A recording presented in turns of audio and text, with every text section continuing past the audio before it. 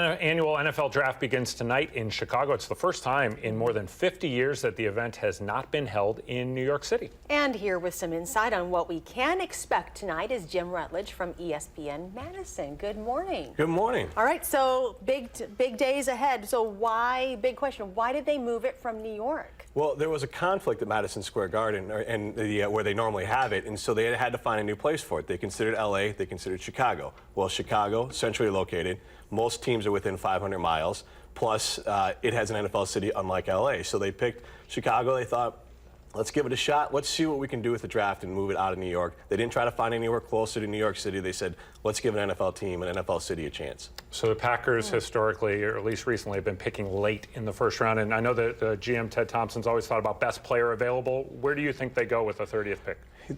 Obviously, if there's a talented player like maybe Shane Ray, a guy from Missouri who's falling because he has some drug issues, he might go there because that would be such a value. But otherwise, I think they're still going to try to find a position. They need a cornerback and they need an inside linebacker. So those are needs that need to be filled. And cornerback, it should line up with best player available. So I think they take a corner or they trade, because we all know he likes to trade a lot as well.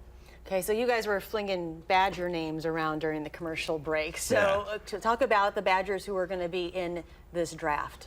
Melvin Gordon is the name. He's the guy that is kind of creating a little bit of stir as the draft gets closer, because he's someone that's moving up the draft charts. I just read yesterday, Dan Pompei, formerly of the Chicago Tribune, said that he's hearing that some teams view Melvin Gordon as a top 10 talent, not running back, overall talent, a top 10 player. So he's a guy that's moving up the boards because he's a great kid.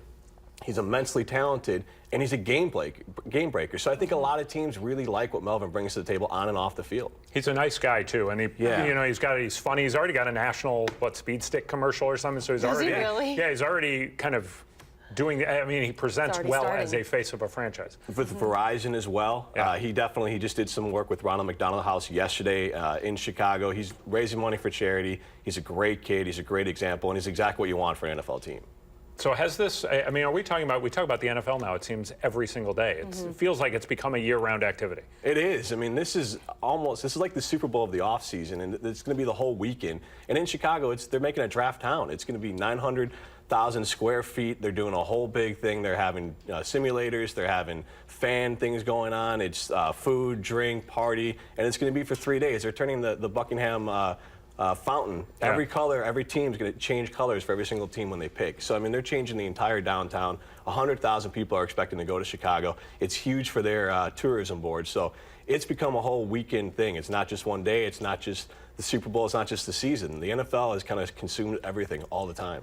Clearly, this is a big deal. If things go well the next 3 days, do you think there's a possibility that it could stay in Chicago? I think it could stay in Chicago. Mayor Rahm Emanuel said that's his goal, or to at least get the NFL to consider moving it other places. Maybe it is LA, maybe it's Green Bay, maybe it's somewhere else. I think it's something that the NFL is going to look at if this succeeds. And I think by all accounts, it probably will succeed. It's off to early success, even though today's the first day of the draft. People have already been kind of checking out Chicago, and they're enjoying it. All right, Jim and his colleagues are going to have coverage all night long. It's going to be a late night for you. Yeah. We appreciate you waking up with us thanks for having me. All right.